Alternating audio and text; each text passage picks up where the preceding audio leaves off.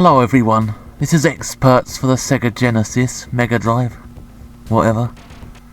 Released in 1996. It was a spin-off from a game called Eternal Champions, the kind of Street Fighter one-on-one fighting game. You spend half your time just faffing about with this flipping thing. The map there, you've got to work out where you're supposed to be going. Oh, and you've got to choose the right character, otherwise you can't actually get into it. The character called Shadow Yamato or something was one of the characters in Eternal Champions. In Eternal Champions, there were characters from all different periods in history, and they'd all been murdered or killed or something like that. And they were in hell or the afterlife or something, and they had a Street Fighter type fighting contest, and the winner got to come back to life and get revenge on whoever killed them.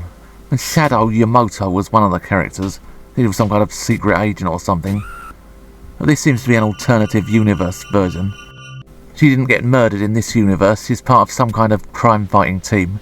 This underwater base has been invaded by terrorists or something like that. And this was basically sold as a scrolling beat 'em up, but the blooming scrolling beat 'em up bits in this are absolutely rubbish. And look at this, generic science fiction type baddie.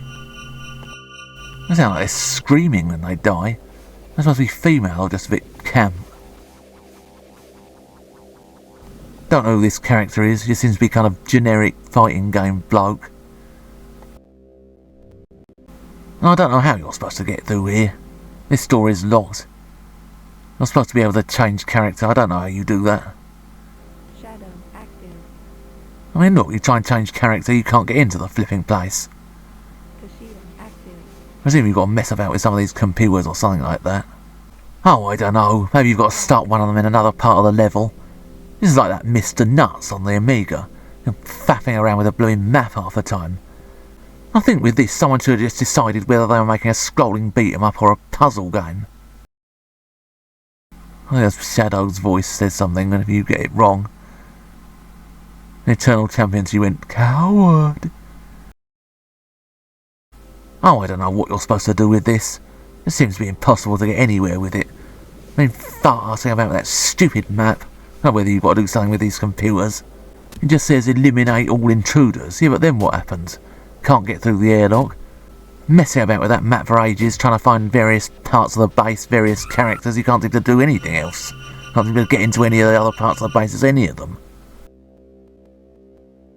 I mean, I would think if you're going to sell this as a spin-off from Eternal Champions, people are going to want to play as the Eternal Champions character, not some flipping Mr. Nobody, the equivalent of one of the flipping red shirts from Star Trek.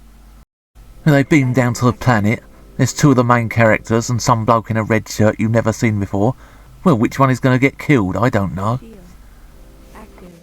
Mind you, I still think the Star Treks with the original crew are the best ones. I never warmed to any of the new generation, next generation, all that lot. It's kind of waxwork middle class types. I think the Orville was much more like what a modern day Star Trek series should have been like.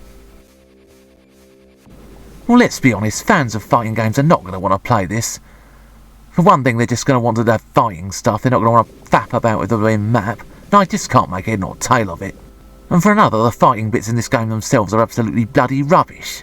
Boring flipping enemies, hardly any moves I can find, just a few punches and kicks and they're dead. This is basically a case of let's stick some well-known character in a completely rubbish game and hope there'll be enough to sell it.